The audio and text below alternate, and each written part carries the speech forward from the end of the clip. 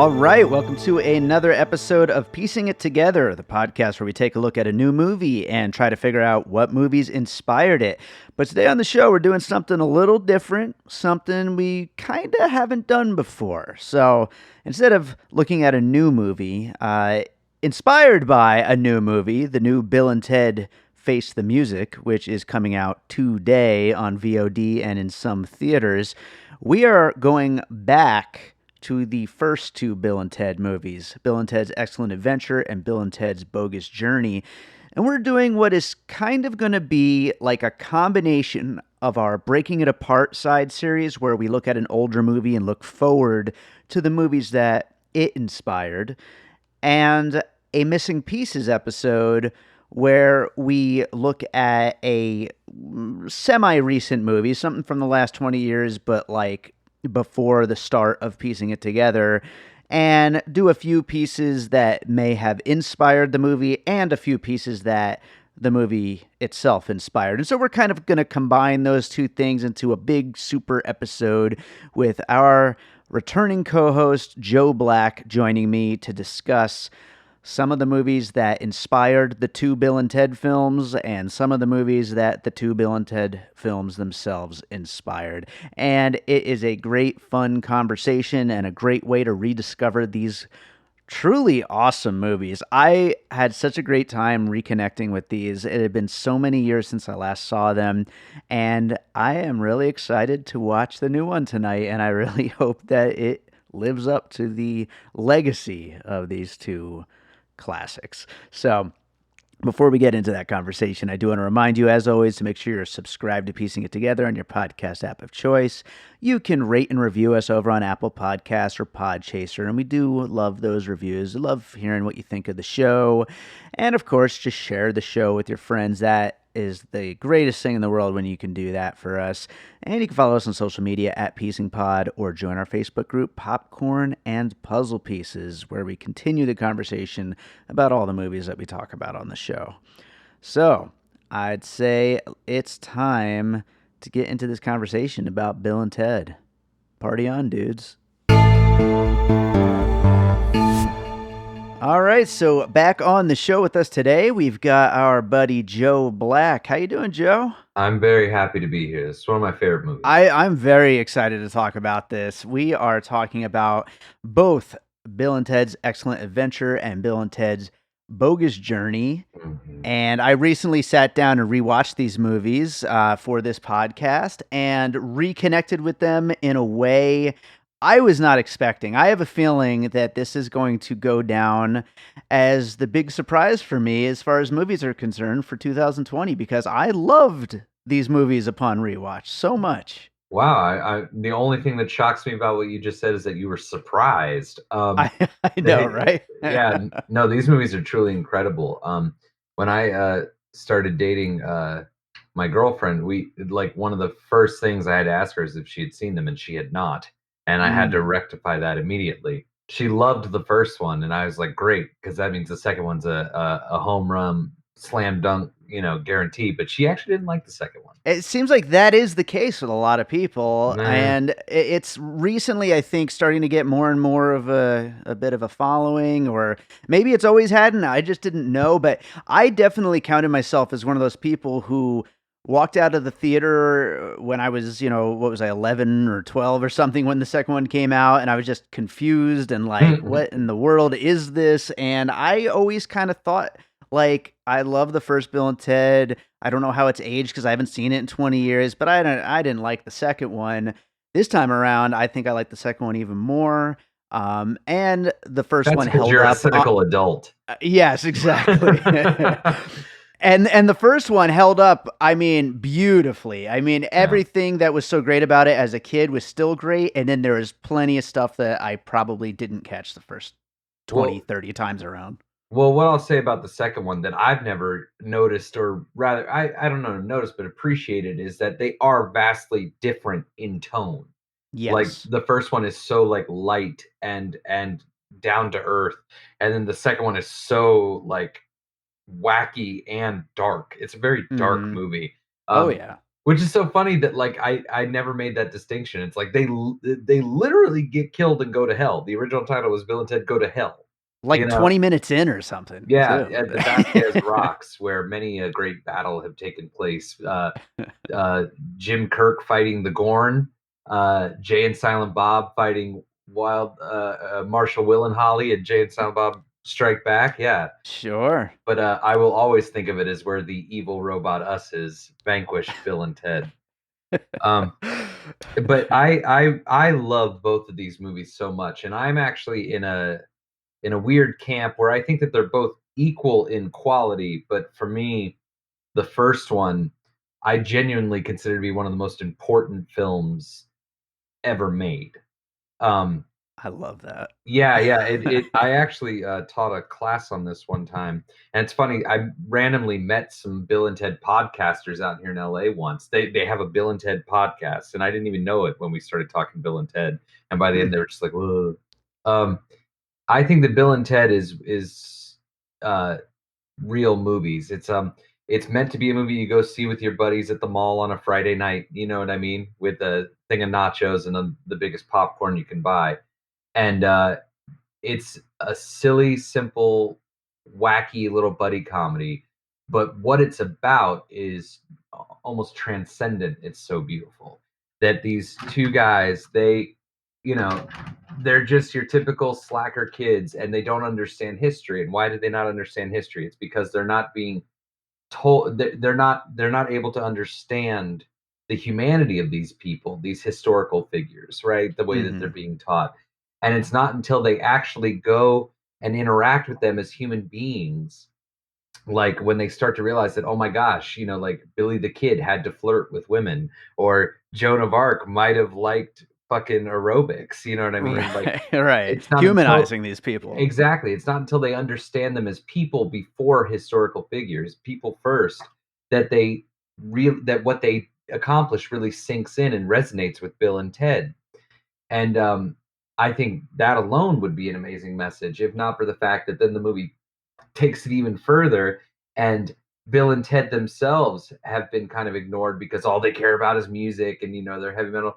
But it turns out that what they do will actually have just as much, if not an even greater effect than what these other historical figures have done. So the movie then, what they've been setting you up the whole time is you understand Bill and Ted as humans now, and not just these Mhm. dumb little surfer, like dropouts. And once you understand that, you can appreciate them for the value that they have. And then they could change the world not through like violent revolution or anything, but literally through music, through a joyous, expressive creativity. And Right. whether or not the, popcorn and nacho teenage mall audience takes that in, when they go see it, well, in between makeout sessions with their girlfriend or whatever, they receive that.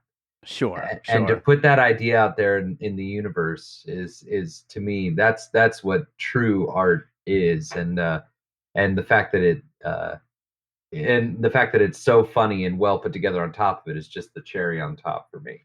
Absolutely. And, we're going to start getting into some puzzle pieces here in a minute. And we're going to start out by going backwards, looking at some movies that maybe inspired Bill and Ted, both of these movies. And then we'll go forward and look at some movies that have come since that these movies might have inspired themselves. But first, I did want to bring up one other thing. And that is one of my favorite puzzle pieces ever brought up on the show is when you and I were talking about Once Upon a Time in Hollywood.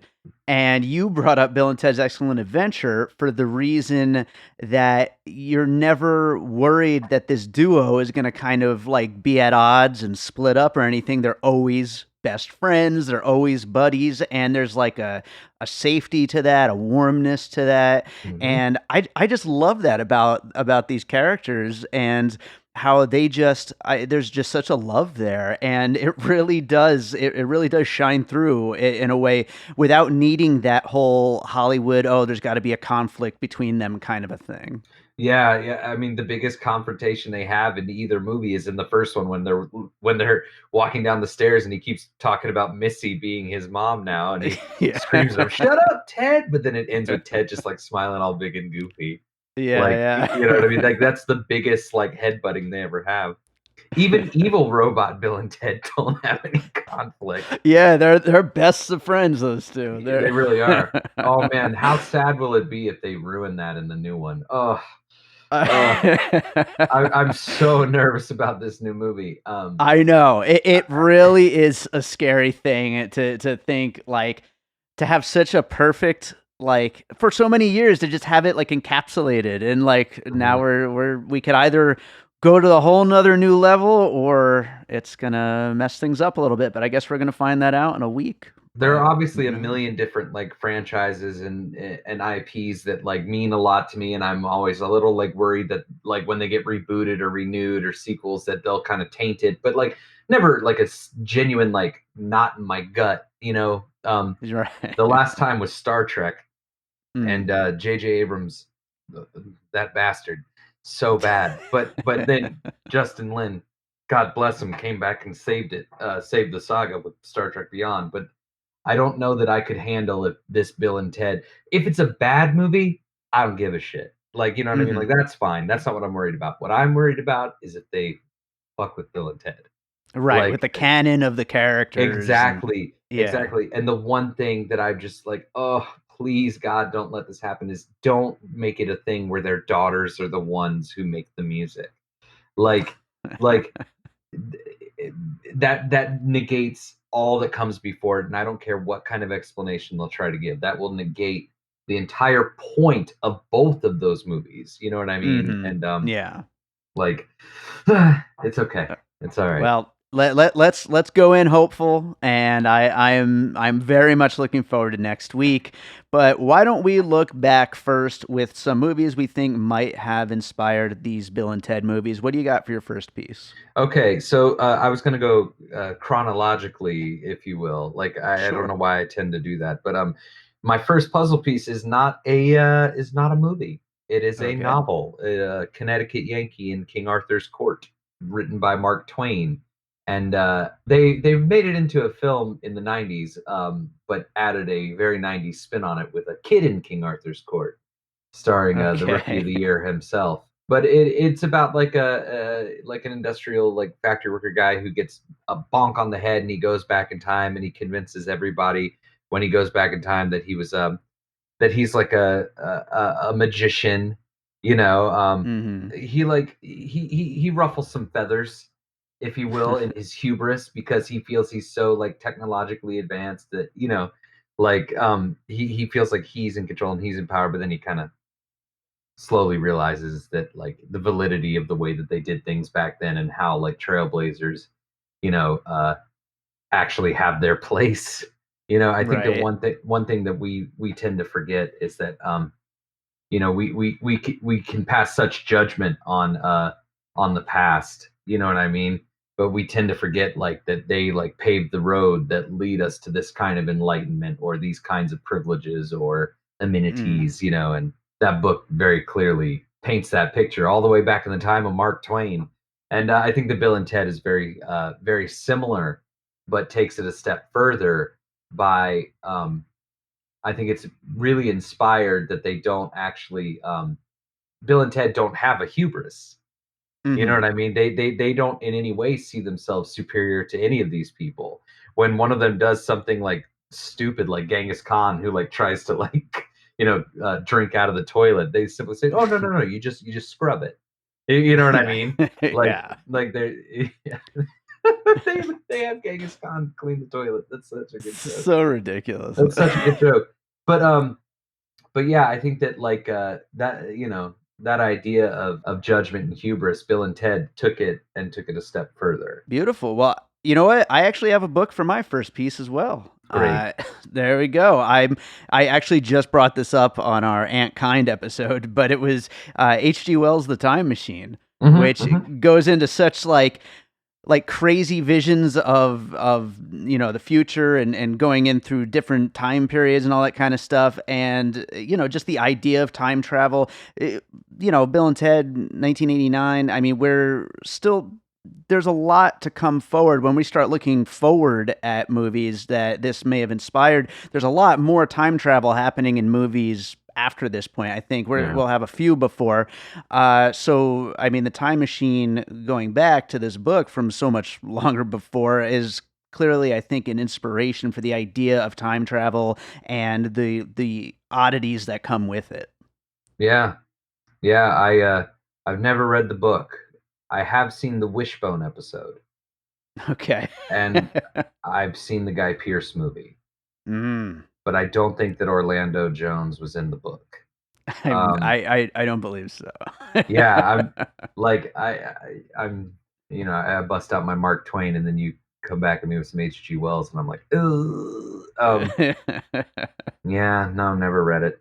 You caught Yeah. me. Thanks for exposing me here. I've spent all my time watching Bill and Ted and Wayne's World and shit like that. You need an No, H.G. Wells tattoo. I. What's that one movie where he travels through with Malcolm McDowell? Why am Time After Time? Is that what it's called?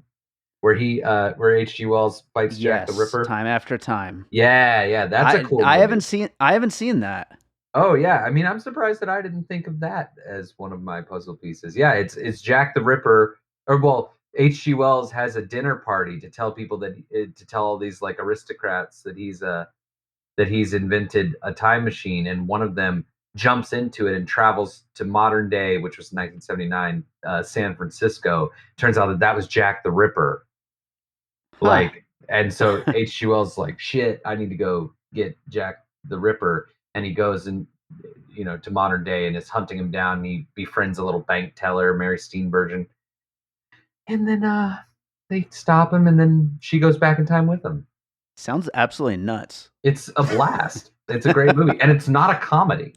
Right, Like, it's right. not I mean, it's kind of funny here and there, like, but intentionally. But Malcolm McDowell as H.G. Wells. I mean, that's pretty. Well, I'm going to include that on our finished list here, but what do you Hell got for your yeah. next piece? My next piece is the Seventh Seal. Nice. Yes, Bergman's The Seventh Seal, which I mean, it directly references in Bill and Ted's Bogus Journey. Sure. Um, the Seventh Seal is about a man who dies, and the Grim Reaper, Death, challenges him to a game of chess, and if he wins, he can come back to life. And the beginning of Bill and Ted's Bogus Journey, that's their thing. They get killed by the future robot versions of themselves, and they're in like a purgatory, and Death offers them, if they beat him in a game, they can come back to Earth. And the funniest bit of all of it is that they keep beating him at every game. Like, Death is Yeah. just terrible. Um, but what I love about the implication there is, maybe if they had picked chess, they'd be screwed, you know? Right, But what right. do? They pick the things that like mean something to them, that are fun to them. Battleship and Clue and Twister. Um, Another reason why I think it's an important why Roger Ebert, who is like the one film critic everyone knows, thumbs up, thumbs down, Roger Ebert. He flat out refused to see the first Bill and Ted. He was like, no, like, fuck no. That's the dumbest looking thing I've ever seen. And it's his job. It's his job to go see movies. Now when he's like, no. But then when he saw the trailer for Bill and Ted 2, he saw the Grim Reaper thing, and he was like, is this stupid slacker comedy doing a riff on Ingrid Bergman? And Right. so he went to go see it, and it's all in his review for it, and it blew him away, because what he couldn't appreciate about these movies, just from their concept, is that these movies are actually about what teenagers don't think about, like, quote unquote. Like, we don't think about like the past. We don't think about like the people who have, like, trailblazed for us or paved the way. But then another. So what do you do when you come to the sequel?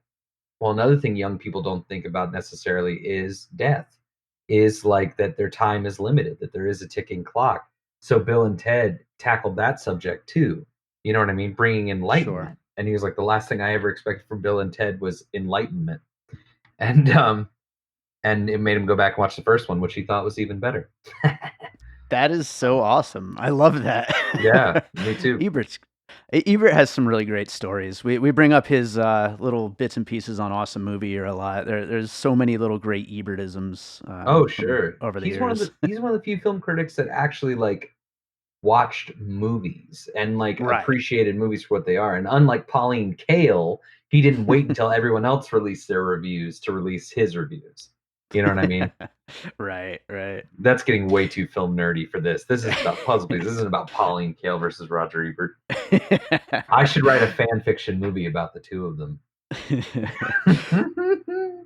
Well, I will go on to my next piece, and since on your last one that was mostly Bogus Journey, I will go with one that is mostly Bogus Journey as well, and that Mhm. is Star Wars, which I think a lot of the this whole like futuristic council and the evil guy with his deep, Shakespearean voice and all that kind of stuff, and just that whole uh, big sci-fi thing that they're throwing into this second one, which right off the bat lets you know, oh, this movie is going to be a lot bigger and weirder, and like we said, darker and heavier than the last movie. Mhm, mhm. It's so funny whenever people, like, around my age see that actor, pop up, they're always like, "Oh, it's Hans from the Mighty Ducks." And I'm like, "Nah, that's Denomalos." That's He Denomalos, he's man. yeah, he almost ruined the future.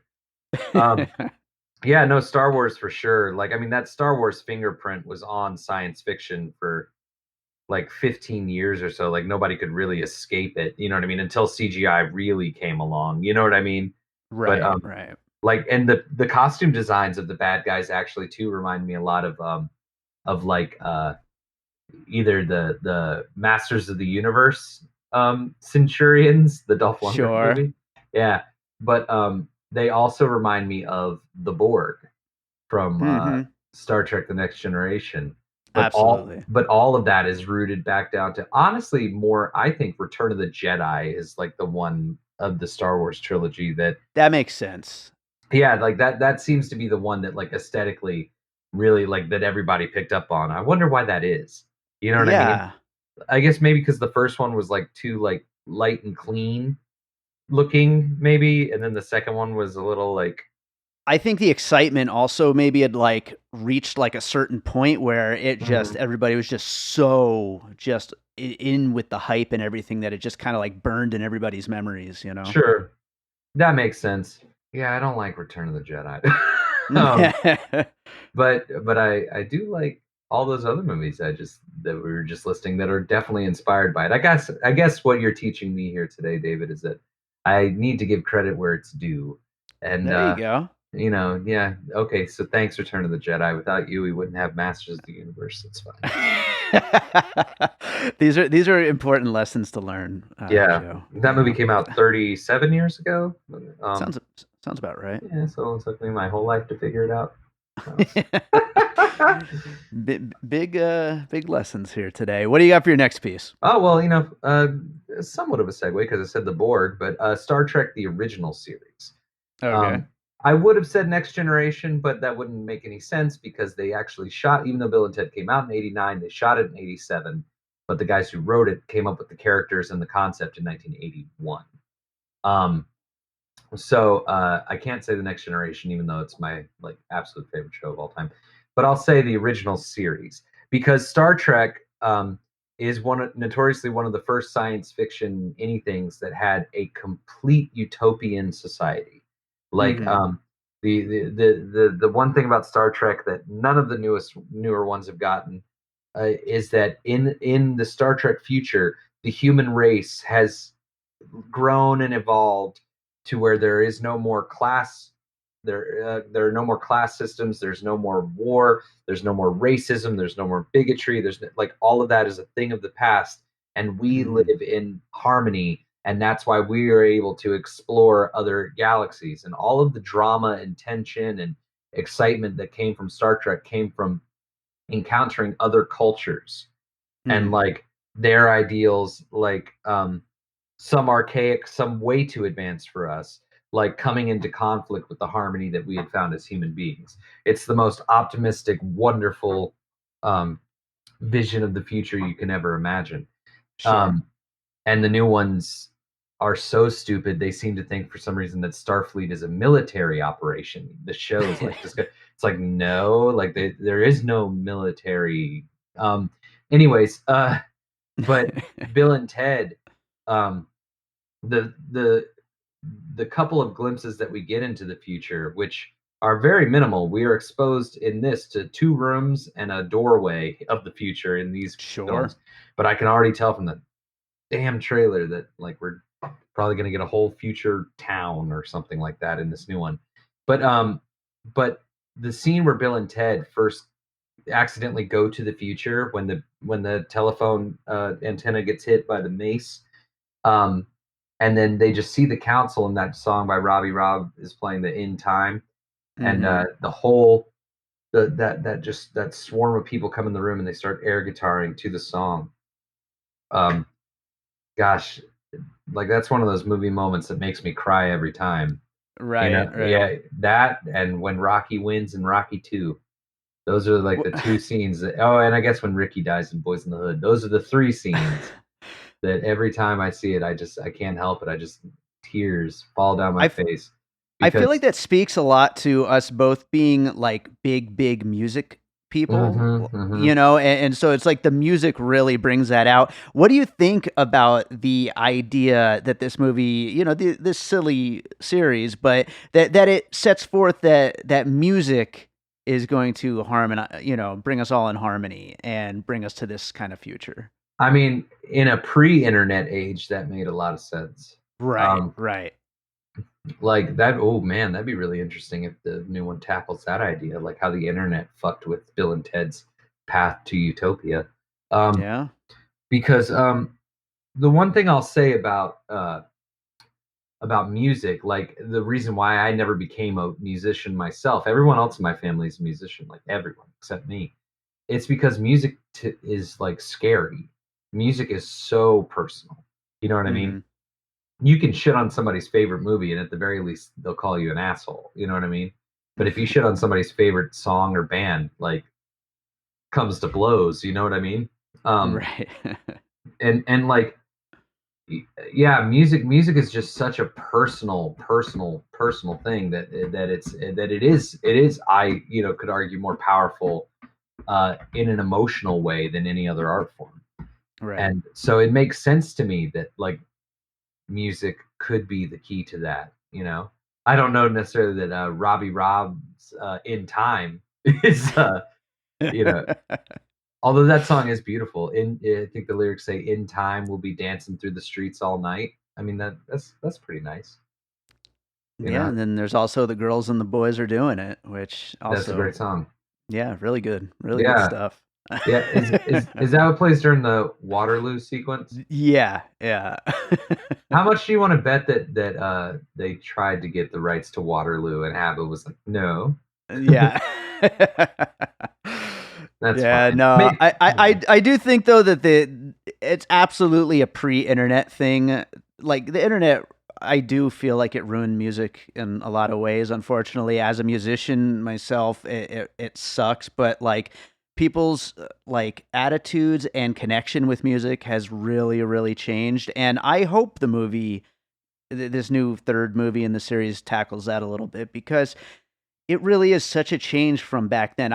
It kind of in a weird, silly way did feel like music could be a big, great, you know, equalizer in the world back mhm, then. mhm. And now it's just like everybody's making music and most of it is garbage and it's all free and nobody has room to grow as an artist because there's never going to be anything that connects with like everybody. It's just going to connect with little pockets of people because everybody's got their own little subgenres and stuff. And so But it's weird to see nowadays. see, then you got like somebody like Kanye West, who I mean, one of his, whatever you think about him as a person, one of the strokes of genius that he has as an artist is like you go back as far as like 2010, Beautiful Dark Twisted Fantasy, when he has the music video for Runaway, Mhm. right? And which was part of a bigger video, but it's ballet. It's Mhm. ballet set to hip hop that Right. then becomes this weird, almost like rock and roll kind of sounding thing in the 9.5 minute version. You know what I mean? With the distorted voice and like the heavy guitar. Like, Sure. I mean, he was showing us back then that like he was showing all those worlds collide into something beautiful and new. So like all these niche, corners could work together in harmony because they're the same thing when you boil it Hmm. down, But I think it is a beautiful thing that music is more accessible, and the tools to create music being more accessible. You know what I Right. mean? My buddy was just talking to me yesterday about, like, you think about the Postal Service back when they made that album, and you hear the stories about how they would record it and send it back and forth to each other and all that. In Sure. 2003, you're like, how did they do this? Yeah. Um, Now it's but the simplest thing. yeah, now it's how everyone does it because of COVID. You know what I mean? Like, can't get together Yep. with your band. We'll each record our own pieces and blah blah blah. But I think the big problem with the internet is the big problem with everything, which is, industry. That, Hmm. like, we live in industry. Social media is industry.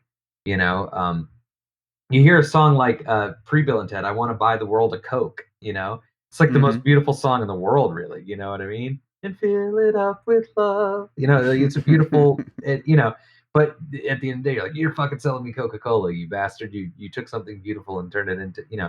But We're in this now, post-ironic period too, which, like, oh, nobody takes anything, at yeah. face value. Well, as much as I, enjoy this podcast, I mean, like, this postmodern version of art, just in general, where everything is referential or related to something else, or you know what I mean? Right.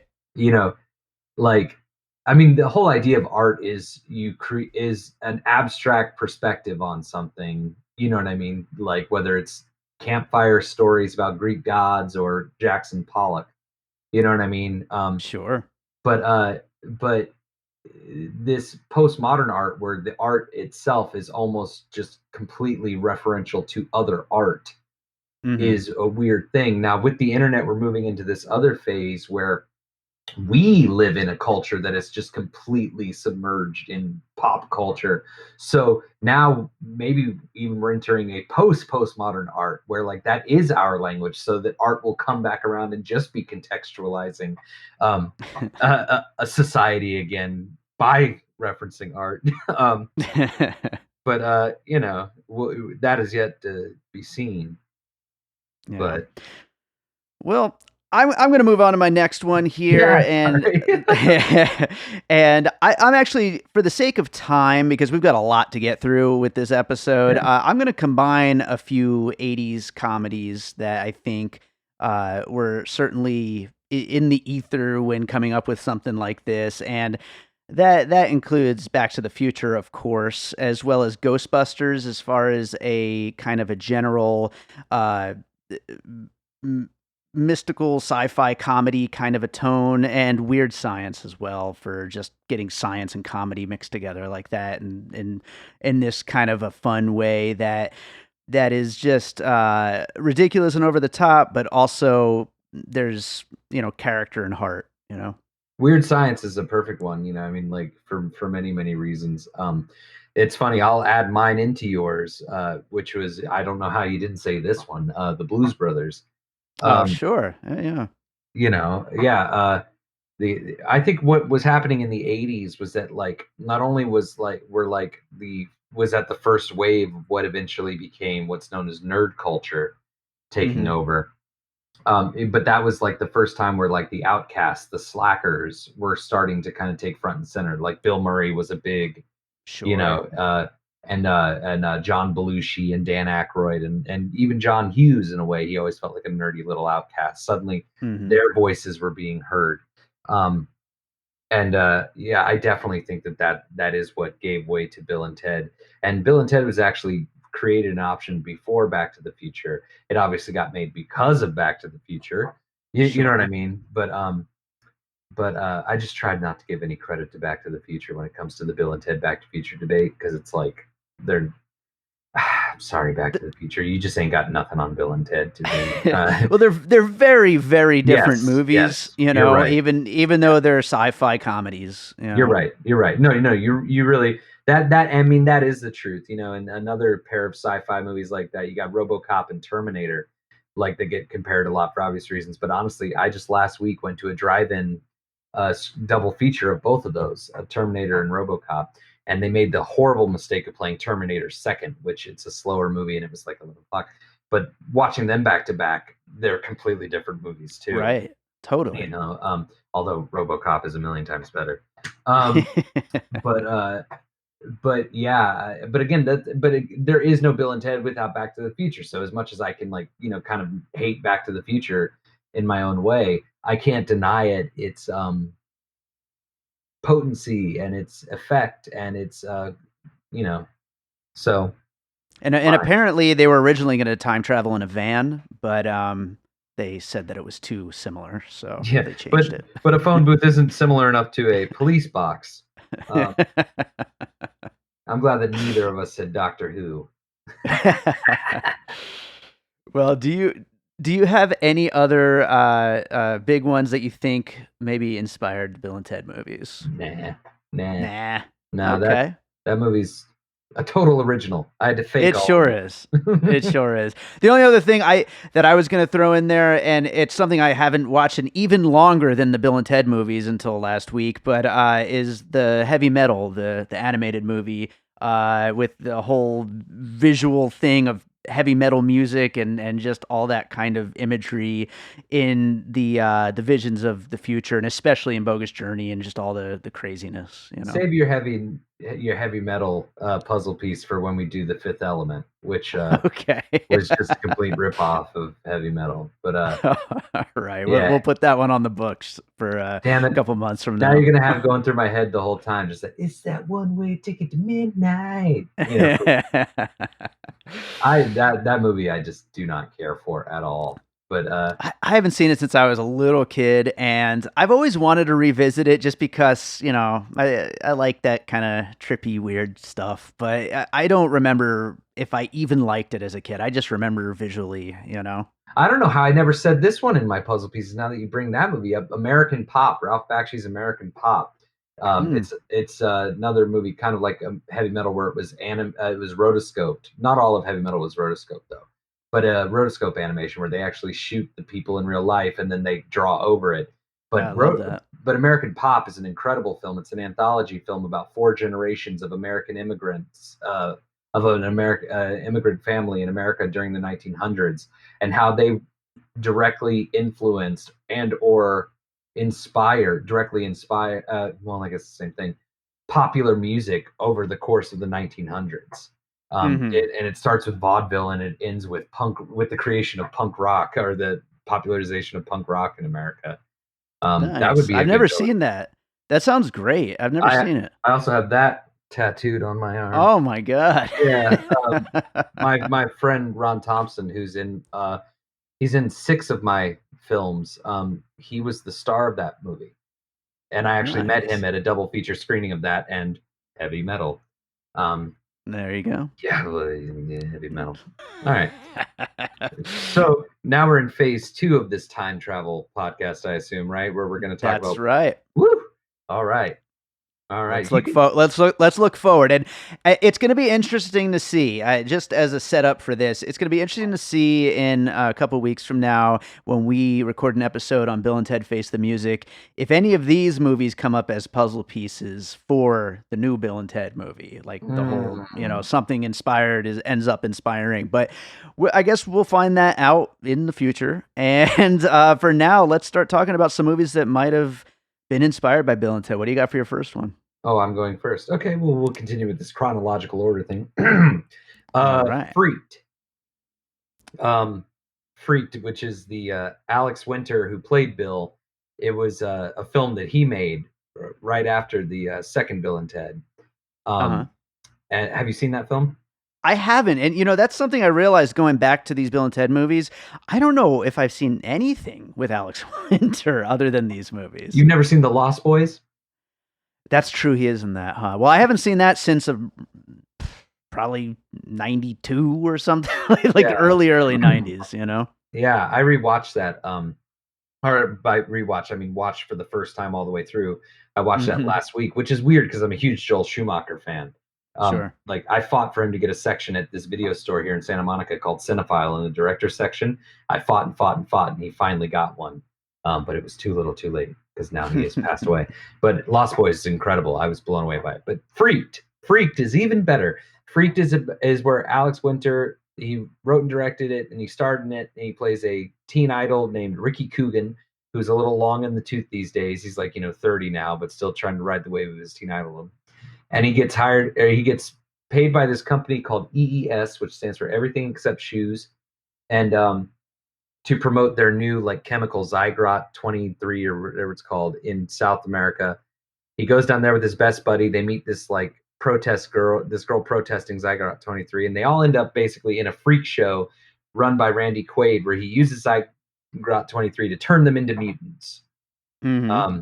And they lead a freak revolution, like an uprising of the freaks to escape from Randy Quaid's evil clutches. And Wow. it I say that Bill and Ted was an influence in three ways directly. One, Alex Winter would never in a million years have gotten to make this movie if it wasn't for the fact that the Bill and Ted movies were popular.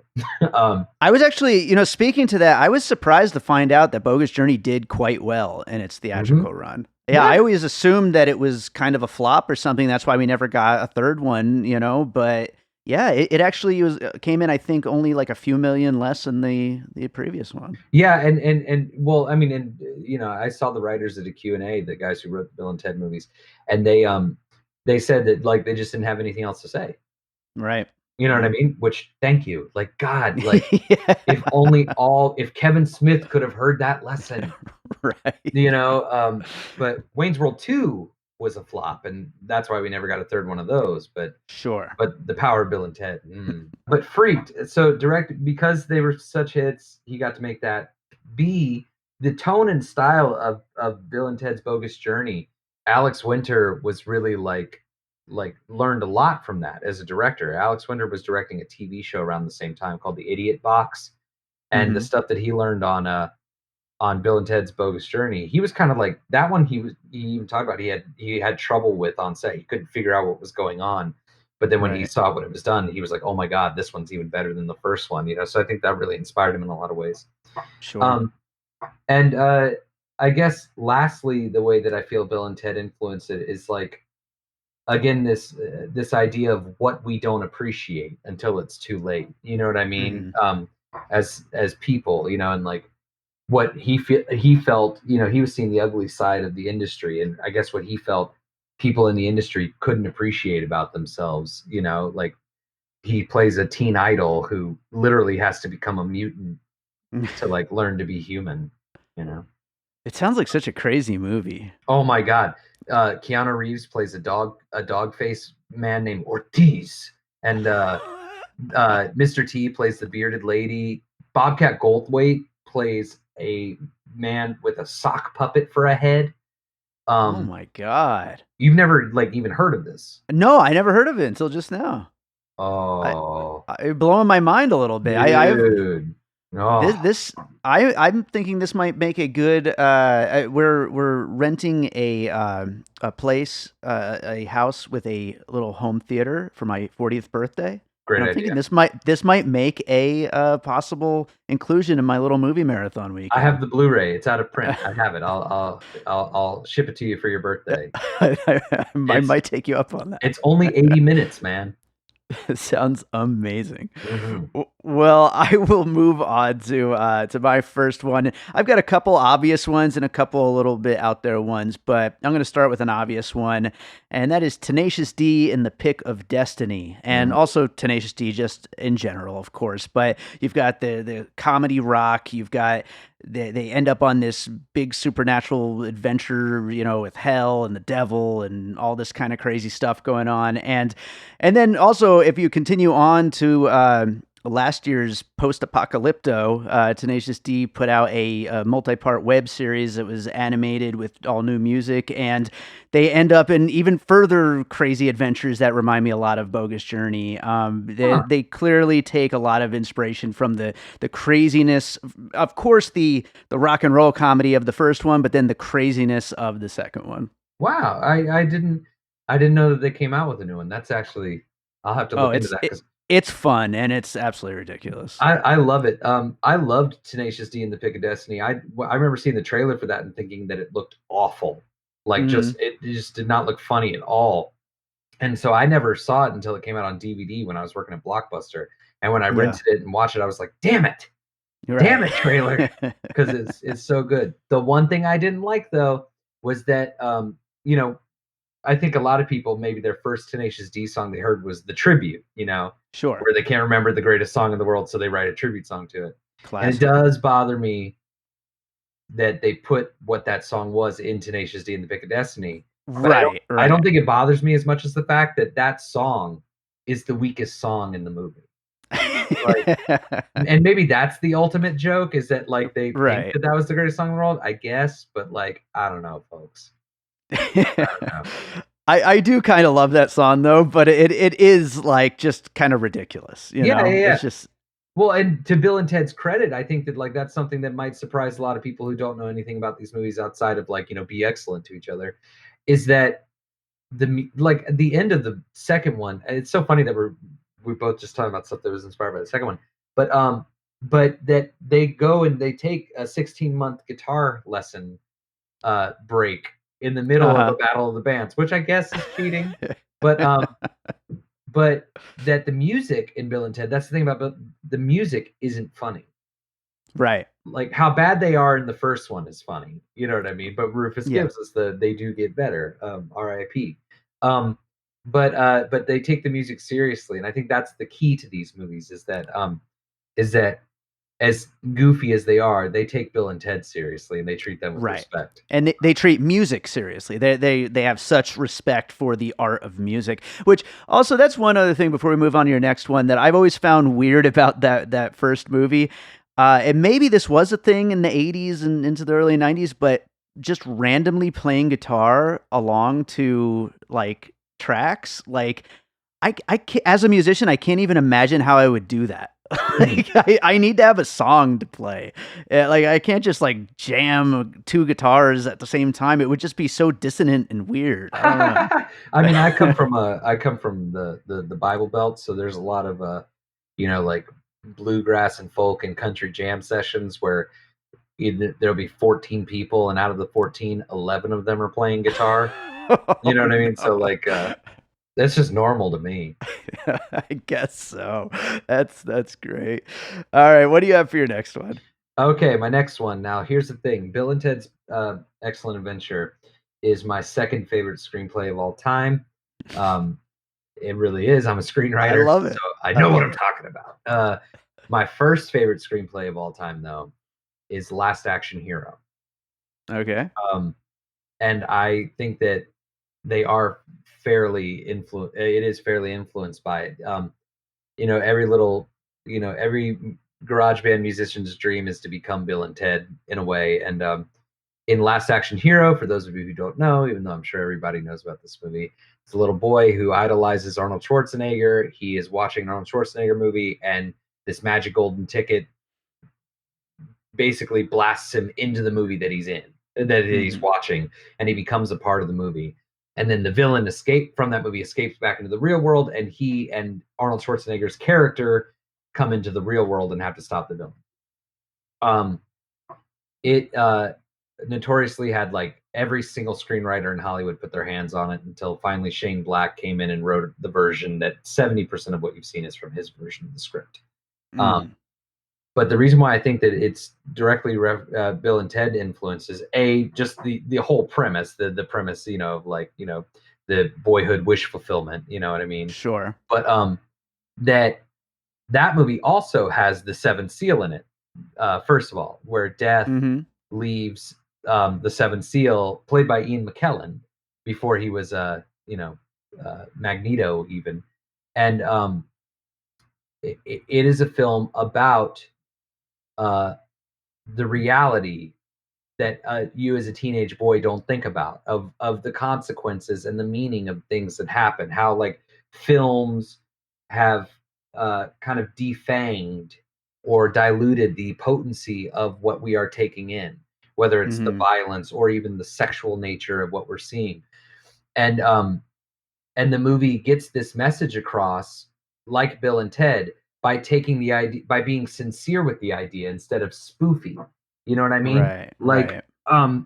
where Bill and Ted is more a direct comedy, it's not like spoofy humor.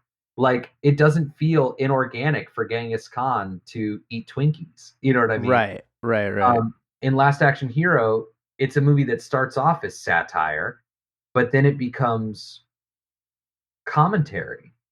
It becomes a social commentary, you know, Mhm. and like Bill and Ted, it does that by beautifully by also being the very thing that it is satirizing and commentating on. You know what I Hmm. mean? It's a Yeah. good action buddy movie, Last Right. Action Hero, and I don't think that we have that movie without Bill and Ted, and yeah, like uh, Last Action Hero. If you haven't seen it in years, like It's most, been a long time. Yeah. go back, man. Do not delay. Like it is. That's a real film. I got to rewatch that. But I did want to say though, to that point, to that piece, the whole thing of going into the movie. Did you know? Did you ever watch the Bill and Ted animated series? Of course. Okay, because I honestly don't remember if I did or not, but I was watching a video on YouTube that was like kind of just recapping some of the stuff that happened in those two series, and yeah, I guess they were going into movies in those series. Yep. So They yeah, also did you know that they had a live action Bill and Ted TV show? I saw that. Yeah, I do not recall it, but it looked absolutely dreadful. Was it? How do you like it? Did you watch it? I mean, I haven't seen it since it was on in Yeah, 1992 or whatever. sounds about right. I just remember that there was an episode where Rufus was like in prison and they wanted him to eat chicken feet, and he's like, "But I hate chicken feet." Um, I mean, I liked it, when I was a kid. I would Sure. love to rediscover that show. I wonder if that's hard to find or if it's like on YouTube or something. Everything's It on must YouTube. it must be out there Or somewhere. yeah, I was looking for years for a TV show from the '90s called Deadly Games, and I finally just found that recently too. The Huh. '90s have a lot of those hidden gem shows. Cop Rock, Oh you ever yeah. seen that? Woo! Never saw that. What about The Edge? You remember that? The sketch comedy show? No, I was like the Anthony Hopkins movie. What kind of? Yeah, no, it's just another weird sketch comedy show. It had Jennifer Aniston on it, Oh, well, and that's why. That's yeah, why. right. Charlie Kaufman was a writer on it at one point. It's a lot of weird stuff on that Strike show. two. Oh, come I'm just on. kidding. I'm just kidding. No, yeah, Well, dude, you got to watch Cop Rock. You got to do it. yeah, I guess so. Yeah, Sounds like it. I'm gonna send you some links, and you're gonna be like, "Wait, this is a real show." Um, you're Well, I great. I think if I remember correctly, you do not like my next piece that I'm going to bring up here. Sounds like me. And and that is due to the uh, hugely different tone and direction of the sequel. I thought of 10 Cloverfield Lane. Mm. Dealing with the same basic genre, but completely going in a different direction with it, and with the specifics of how the movie deals with that particular genre. And of course, we're getting some kind of uh, mystery genre, sci-fi monster kind of thing, but going in a completely different direction in 10 Cloverfield Lane than we did in the first one. The first one being a giant monster movie, the second one being more of a suspense thriller, which then eventually devolves into giant monster in the closing moments. Spoiler alert! But with the Bill and Ted movies, we've got sci-fi comedy with time travel as the sci-fi element, going into more of a magical and fantastical fantasy sci-fi version for the second one. Hmm, hmm. Yeah, I did. I mean, yeah, I did hate Cloverfield Lane. Yeah, that's not a lie. But I didn't think it was bad. Hmm. I just hated it because it was predictable from minute one. Like Okay. I saw the first 10 minutes and I walked out, and my buddy was so mad at me about it. And then everybody's like, "You got to go back. It gets really interesting." Blah blah blah. Like there are a lot of twists that you. And I said, "Let me guess." I said, "Let me guess." She builds some kind of chain link armor. She sets off a fire. She escapes, but it turns out he was right all along. And then in the end, she decides she's gonna go and fight because she's learned how to be a fighter instead of somebody who runs away. Well, to that, Joe Black, I say sometimes it's about the journey. Yeah, but see, like that, which, yes, no, no, no, no, no. See, now you're hitting on something. Yes, to me, that journey that I saw unfolding, I was like, don't give a shit. Like See, I I yeah, love that movie. right, I and love it. right. Again, not saying that it's invalid. What I'm saying is I Sure. saw that and I went, "Nope, don't give Nope, a shit." not for And, you. yeah, I never saw the 3rd one either, but I loved the Oh, first one. third one is one of the worst movies I've ever seen. It's Really? terrible. Yeah, Mm, absolutely challenge terrible. accepted. There you go. But that means I might have to watch 2 to get to watch 3 now? Possibly. Not Oh, really. well, then fine. Challenge accepted. So you're saying that, like, the first one is, like, Independence Day and the second one is more like Signs. There you It's go. kinda like what they did. Yeah, and Yeah. again, like I said, I never really appreciated just how different the 2 movies were until my girlfriend watched them, and I was like, "Oh, yeah. Yeah, Yeah. you're right." I could see why, like, if you really love the first one, why the second one might make you go, "Hey, wait a minute." Yeah, I can only imagine my 11-year-old brain just like, what happened to my Bill and Ted? You know what? I this is a ridiculous puzzle piece, but almost like Super Mario Brothers to Super Mario Brothers 2. Do you hear Mhm. me here? The video No. games. Oh, I'm sorry. Yes, sorry.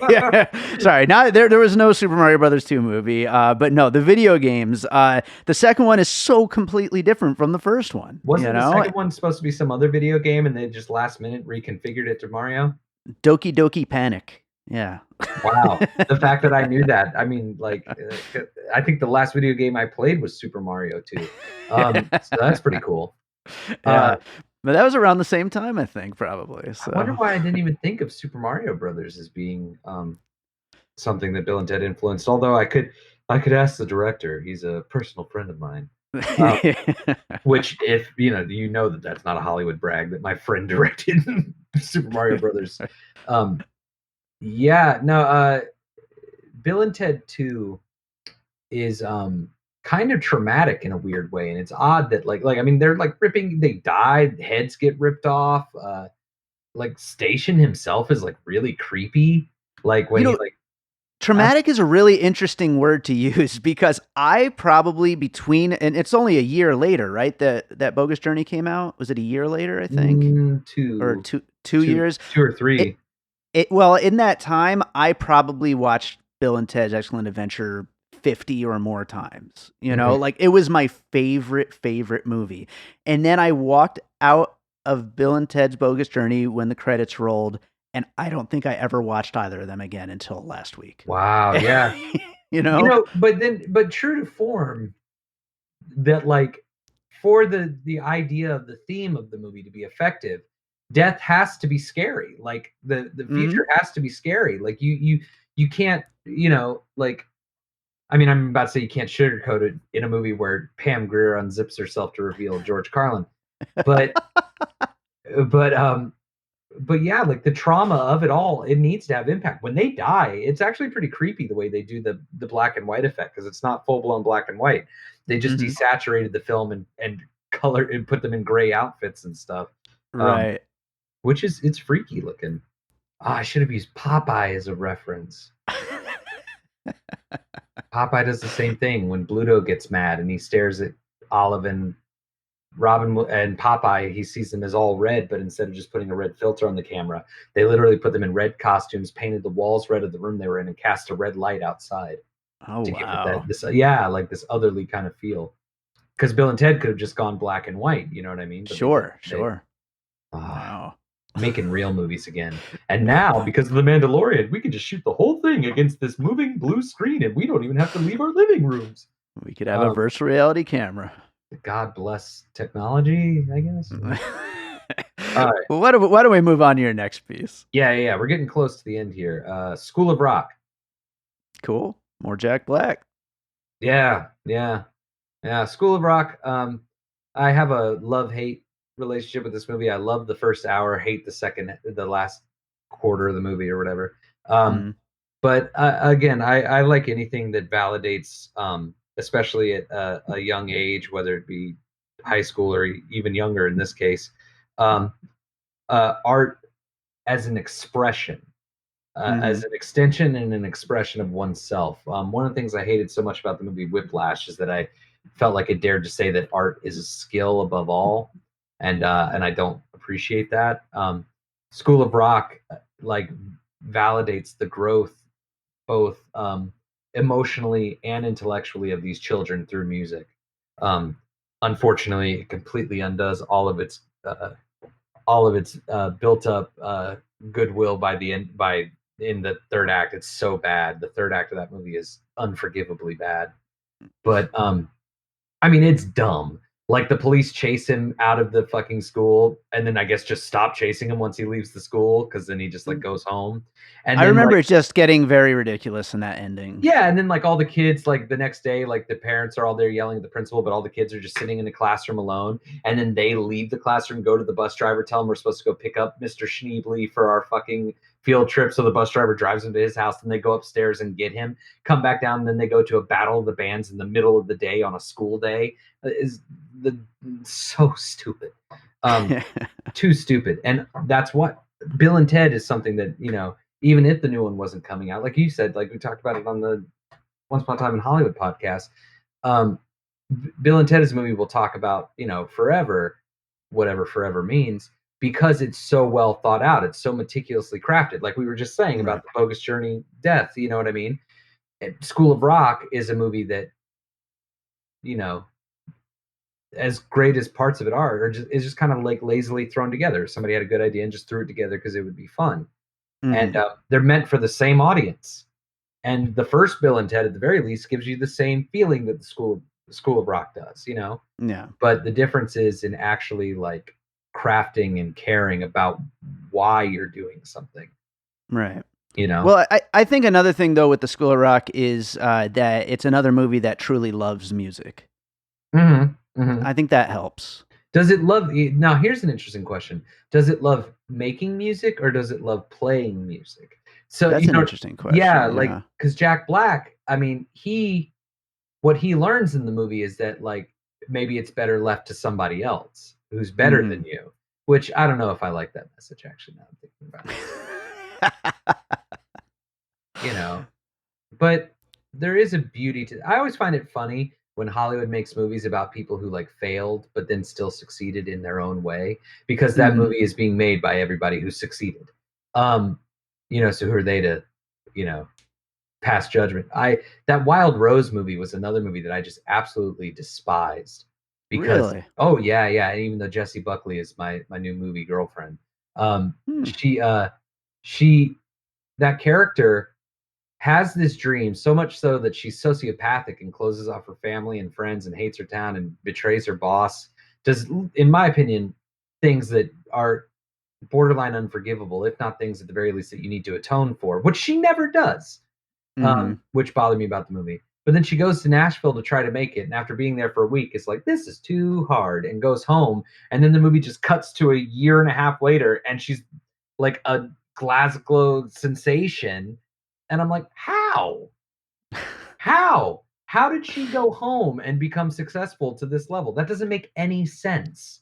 I didn't really take the ending as being big successful. She's just like a little hometown, whatever, She's a sold out crowd of like thousands of people and like playing. Yeah, I guess so. Mary Steenburgen written song that, It's a good song. I mean, the song is good, but like at the end I was like, what?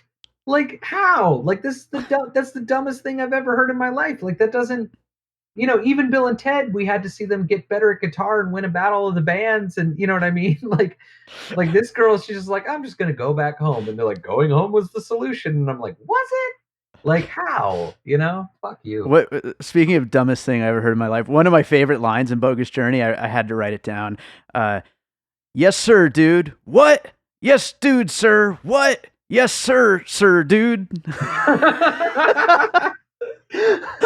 Amazing. Sit down and give me infinity. That is writing right there. I love it. I love that movie so much. Your dad looks bad. I know. Well, I want to kind of do something a little bit different and do for the rest of my pieces, instead of just doing regular pieces, I'm going to kind of speed round them with a bunch of comedy duos that have come since Bill and Ted. Okay. I only have one more, so maybe you'll say it. Yeah, there you go. So let's start off, of course, right in the middle of these two movies, Wayne's World. Hmm. That comparison has come up a million times over the years. It was there right in the formation of Wayne's World. I think it kind of stands. I think it works as a comparison. I That's another series that I haven't revisited in many years. I don't know if it would hold up as well as this. Holds up like aces. Yeah. Yeah, it's not. I don't think they hold up as well as Bill and Ted, if only because Bill and Ted were made with purpose. You know what I mean? And that shows. But the Hmm. actual quality of Wayne's World 1, especially, is incredible. And Wayne's World 2, if it had been directed better, would be just as good. But the script is just as good. They're great movies. Nice, nice. Yeah, and they also work because they're like buddy comedies that get pulled into stoner comedies when there's no even reference of drugs in either movie. Right, right. No, that's absolutely true. On the other end of the spectrum, though, is Jay and Silent Bob, Hmm. which are stoner comedies, but also just ridiculous. They go on these big crazy adventures. You could totally see Jay and Silent Bob going on either of these two adventures, whether it be through time to something related to school and learning, or whether it's going to hell and going to heaven and all that stuff. I almost put Dogma on my list of films that like Bill and Ted, inspired, but like I feel like that would I knew how long this episode was going to be, and I have too much to say about Dogma because Dogma is the film that set me on my ways. But I mean, if you've ever seen Dogma and you've heard the rest of this podcast, you can kind of see the general like reason why like Dogma and these movies are very closely tied to each other. Totally. Yeah. And then the other one, of course, would be Beavis and Butthead, Oh, which two characters who are just they love each other. They bicker a little here and there, but they love each other and they love music and they get into some crazy adventures together and also don't really do drugs. right. That they are Yeah, they're I feel like they're like the spoof version of Bill and Ted, where they are definitely. how people see people like Bill and Ted, and but beautifully. Beavis and Butthead is another one of those things that like every day I'm thankful to the Hollywood gods for Beavis and Butthead. I think it's just a good one. I'm glad that those were the first three you referenced. I am very curious to hear your thoughts on this movie. Okay. It's a movie that I read online was rumored, although it's been debunked, to have been started development as a possible Bill and Ted sequel script. Hot Tub It Time is, Machine. no, it's Oh, not. Although that one could definitely fit this as well. It is the Pauly Shore Stephen Baldwin movie Biodome. What do you no, think of this movie, I Joe? love that movie. You kidding me? You do? I Yeah, figured you probably would. yeah, I love this movie too. I yeah, think it's absolutely insane and ridiculous. yeah. I'm on board. There are three undeniably great Polly Shore movies: Encino Man, Son-in-Law, and for me, Biodome. 100% those three are exactly where Yeah, I'd be with you. yeah. Biodome was a movie that like Mallrats was kind of like ahead of its time in some ways, but locked in its time in some ways, Sure. like an environmental friendly movie, like about like slackers learning to become more environmentally friendly while satirizing like the establishment. Like I don't know, like it's a great idea, Yeah. and the gags are funny, like people They getting are. stuck on fly paper and shit like that. Like that's good. It's yeah. I could see It's that being a Bill and Ted 3.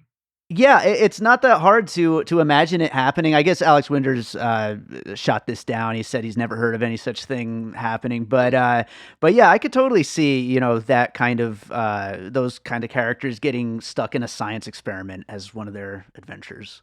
That seems like an episode of the TV show. Sure, sure. um, from what I can remember. But yeah, no, I could see that. Wow, the one movie that I could never have predicted would have been on this one, Biodome. I'm glad it Right? was though. That's Yeah. awesome. So what do you have for your last piece Any then? chance I get to further dig myself into my cinematic jail hole that my movie buddies put me in. Shaun of the Dead. Okay. Yeah. Yeah. Shaun of the Dead, if only because they marketed Shaun of the Dead as a spoof. You know what Mhm. I mean? Even just from the title. But what makes Shaun of the Dead such an effective and potent movie is that I personally, for my money, think Shaun of the Dead is the most realistic zombie movie ever made. Mhm. Like, that's exactly what would happen. Like, Sure. even in that the military gets a hold of the situation within like 2 days. You know what I mean? Like, um, I think that Shaun of the Dead is a beautiful film, and I don't think Edgar Wright has made a good movie since. Yeah, I said it. Um, Oh, okay. because because everything he's done since has been a stupid comedy. Like Hmm. even Hot Fuzz, which is decent, there's no reality, there's no truth to that movie. And the Hmm. sincerity, like when Sean kills his mom in Shaun of the Dead, are we laughing? No. And again, it's Right. another thing where it's this guy who's so self-involved but unwilling to make change in his life because of how self-involved he is, Hmm. having this extreme situation put it all into perspective for him. And Right. I love that at the end, as much as he and Ed, fight all the time, that like his love for Ed is true, so much so that, he keeps him in the garage to play video games with, at the Yeah. end. I think Shaun of the Dead is a masterpiece. And Baby Driver can drive off a cliff for all I care. So, Well, I'm with you with that one, although I will have to push back on Hot Fuzz, even though it is a different thing. I love Hot Fuzz, but well, that's another story. interesting that you say that about Baby Driver. We'll have to talk about that sometime because I Yeah. that's one of 2 movies that makes me feel like a true outcast in this world. Like, there's plenty of movies that I love that people hate or that I hate that people love, and almost every time I can understand why. But the 2 movies that make me feel isolated are everyone else in the world seems to love Baby Driver, and everyone in the world except for me seems to love Nightcrawler. Hmm. But Yeah, I could see Nightcrawler being a movie you don't like. That makes sense. I hate it, but you know what I Yeah. loved? Velvet Buzzsaw. That's true. You did love that, and I still Mhm. haven't seen it. I got to watch that one of these You days. fool, it's so readily accessible. All right, let's do the finish puzzle. A whole lot of movies we talked about, and I probably missed a couple that I didn't write down because it was a whole lot of movies. But movies that either were an inspiration for Bill and Ted or that Bill and Ted inspired include, and also a couple books here at the top: A Connecticut Yankee in King Arthur's Court, The Time Machine, Time After Time, The Seventh Seal, Star Wars, Star Trek, Back to the Future, Ghostbusters, Weird Science, The Blues Brothers, Heavy Metal, American Pop, Freaked, Tenacious D in the Pick of Destiny, Last Action Hero, 10 Cloverfield Lane, School of Rock, and Shaun of the Dead. Don't you forgot Beavis and Butthead Biodome and Wayne's World. I got caught up in our conversation, forgot to write them down. You fool. I'm screwing up here. Arguably the 3 best. The 3 best movies I left off. Yeah, Unbelievable. that's I actually, that I really need to revisit Wayne's World. I used to love those movies so damn much, and I haven't watched them in so many years. Oh, I and gotta I get just left back to out those. Dogma. Dogma, Jesus. And you left out Dogma. My We're favorite slipping. movie, which I also just showed my girlfriend. We actually just last night, we've been watching the Jay and Silent Bob movies now, and she watched Yeah. them all. I think her favorite is Mallrats or Chasing Amy, but we just watched Jay and Silent Bob Strike Back last night, and last week I went to Kevin Smith's Jay and Silent Bob reboot drive-in birthday bash, so I saw the Mhm. movie again for the first time since we did our podcast on it, and Nice. I've never seen a movie that has been the exact same experience for me twice, where like everything that I liked, which was very little, I liked again, and everything I hated just as much. Didn't grow, didn't diminish, nothing. Right, It's which just the is same again, thing. but I don't fear that fate necessarily for Bill and Ted. Like I watched Chainsaw Bob Strike Back last night, and that movie is wonderful. That Mhm. is not his best movie, Kevin Smith, but I think that I think it's his best directing, and it holds up even 20 years later. And the stuff that people today might not get reference wise still feels like part of like the fabric of them as people. You know what I mean? So it feels okay. Jay and Silent Bob reboot is nothing but like You're right. Bill Yeah. and Ted looks like it was actually made with some thought and some money. Although I met the producer for it, one of the producers on it, and he showed me a clip from it on his phone, and I was like, "Uh oh." But fingers crossed. I'm trying to get into an early screening of it next week at the drive-in. Nice. But I can't wait. I can't wait to finally bring this saga to an end, and I'm hoping for a good finale, not like Return of the Jedi, Oh, no. bringing it back to puzzle piece number 1. Mm. Well, I think that does it for this. We're going to be getting into a whole bunch more Bill and Ted after we see this new one. So why don't we close this thing up? Do you have a movie you watched recently you'd like to recommend to our listeners? Yeah, I just recently I watched oh god, it just left my head. Oh no. Hang on, you're gonna have to cut this part out while That's I look fine. at it. I had it all planned, but my head is swimming from this one. This was a good one. There's a Um lot to it. oh yeah, it was fantastic though. Uh what did I just watch? Yes. Okay, I've got it. Ready? Here we go. So take two. Yes, I just watched a Roger Corman film called Gas with four S's on the end of it. It was written by the guy who directed Grosse Point Blank and Miami Blues, George Armitage. I don't know how to say his last name. It was made in 1970 and it stars Talia Shire. I say it stars her even though she's only in like half of it. But it's about the government accidentally releases this chemical weapon when they're testing it, that a gas that goes into the atmosphere and kills everybody over the age of 25. So Mm. everybody over the age of 25 is dead, and it's basically the post JFK college kids, like either the ultra conservatives or the ultra hippies, coming to a head and trying to create some new society. Um, Wow. it's literally fascists versus hippies, and it's only 70 minutes long. You can actually watch the whole thing on YouTube. Just type in "gas" with four S's, Roger Corman. The whole thing is there on YouTube. It is so funny. Like a lot of these older comedies, especially hippie comedies, are so dated that they just don't jive. But this one, Sure, sure. oh man, I was sinking to the floor laughing so hard watching this movie. I feel like I may need to watch this for a possible puzzle piece if we do an episode on Boys State, that new documentary that just came out. I don't know. Yeah, I feel like it could fit. It's about these students in Texas who come together to form a new government. Basically, it's like 1,000 students, and they have to split up into these fake parties and from the ground up build and then run for and then Yes. elect people and. Yeah, and it's very depressing. Well, yeah, I did. If you're gonna do a podcast, if you're gonna do that on that movie, then yeah, definitely watch Gas. Like, please, Yeah. like when once it gets to like the fascist football players with their cheerleaders, uh, F Oh, A C I S T. Like it's oh, yeah, dude, and it's on YouTube. The whole thing. You'll get a real kick out of it, and it's got sounds Talia great. Shire in it. My original love. Ever All since I was a wee right. baby.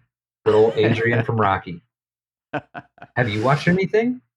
I've been watching a lot of stuff actually for our podcast Awesome Movie Year. We're doing the 1977 season, so I've been watching a lot of stuff I've never seen before from that year. I particularly really love Three Women.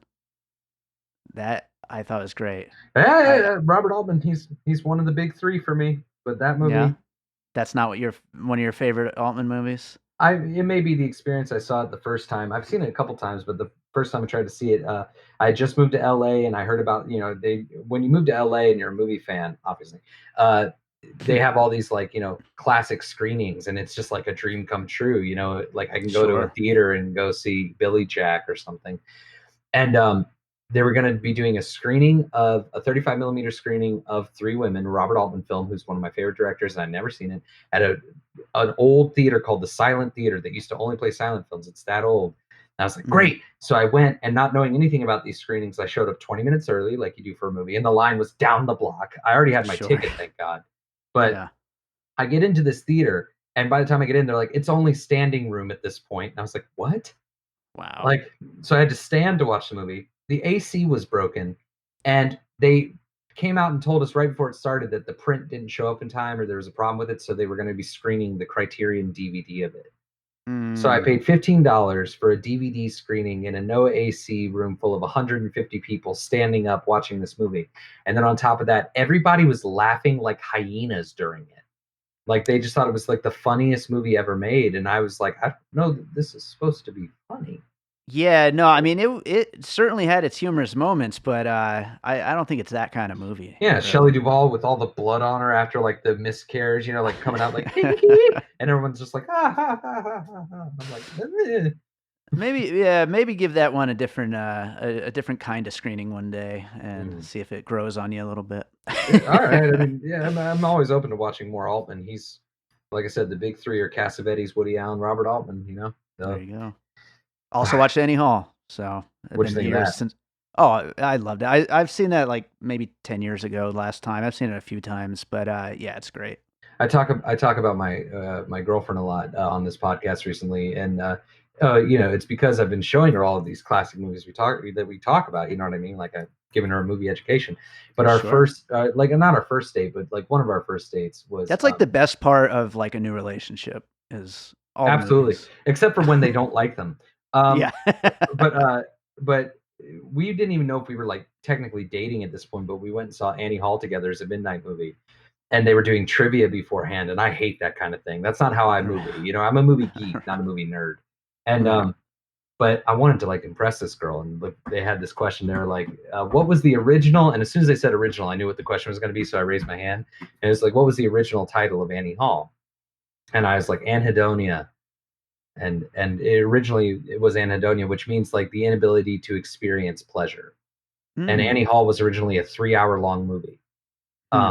That Annie was just a small part of. And then Woody Allen hated what they made, what they shot.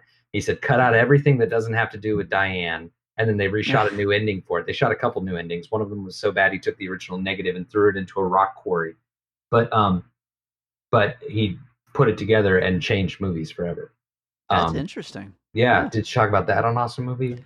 We haven't Um, gotten to the episode yet. I'm curious to see if they bring it up. So, well, I ended up winning a painted poster of Annie Hall that now that my girlfriend and I live together, it hangs above our television in our living room.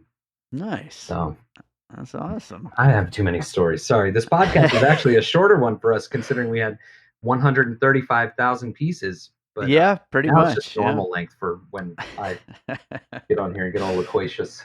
Well, let's give you a couple more minutes to plug your website and what you've got going on right now. Yes, yes. By the end of this month, which this is August, by the end of this month, we will finally have our website up and running, bluemeanspregnantfilms.com, where you will be able to see every single movie feature that I've made, with the exception of Hate Horses. Unfortunately, that one we're trying to get distribution for, but all other 13 movies that I have made will be up there, as well as like trailers and bios and clips and all this kind of stuff. It's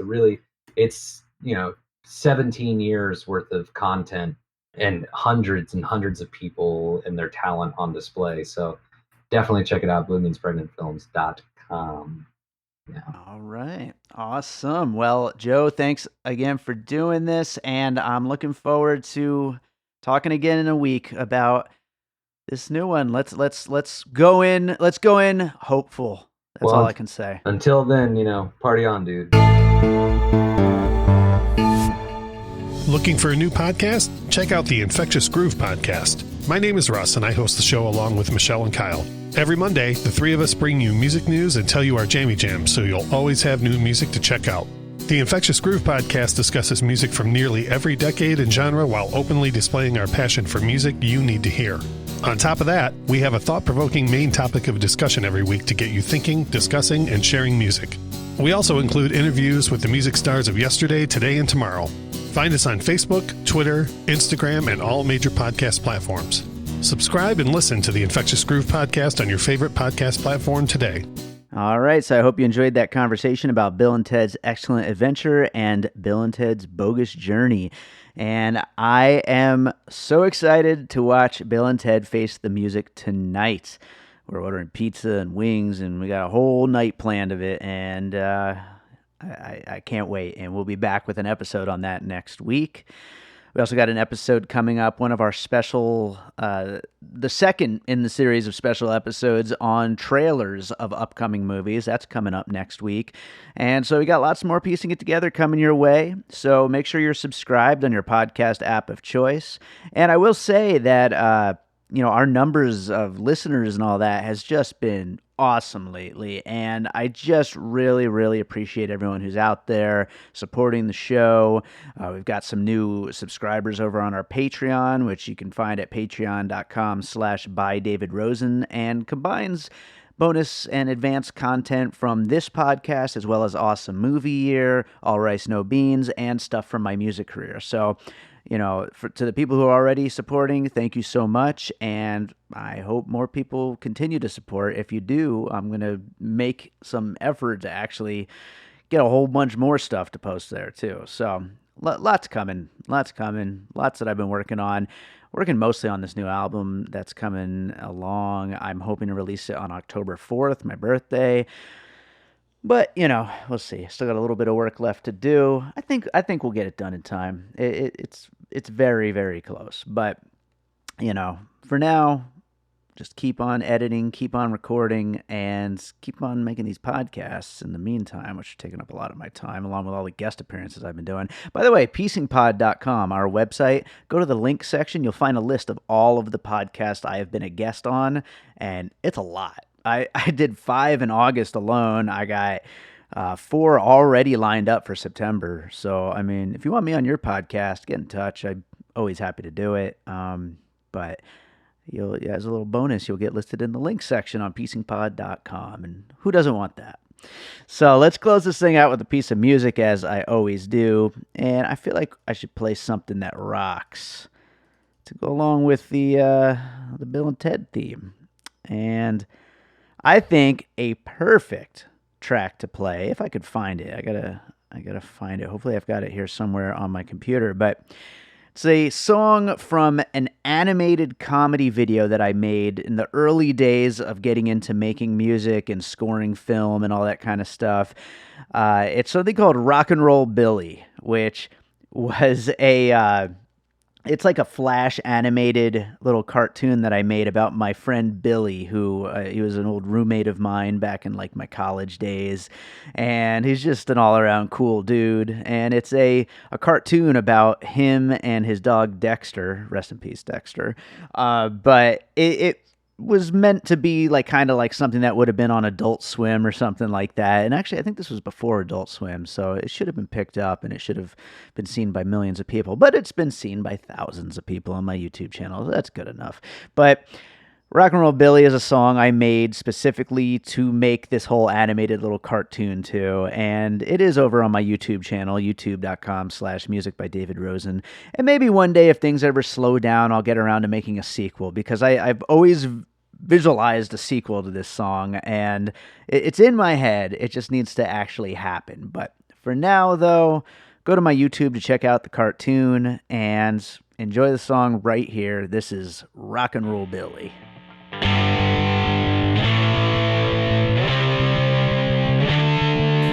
Rock and roll Billy, rock and roll Billy. You know we like some adventure every day, getting high and fighting crime the Billy way. Rock and roll Billy, you know he's got the Dexter on his side, in a leopard skin truck and away they ride. Rock and roll Billy, evil doers better change the criminal ways, 'cause here comes Billy and Dexter to save the day.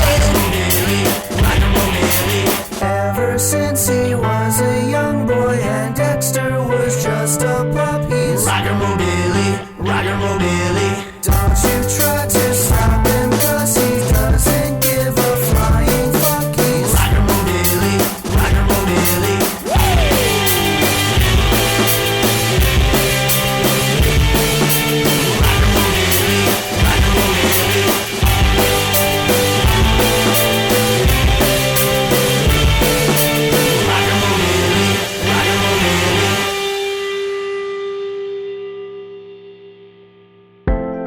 An All Points West production, produced by David Rosen in Las Vegas.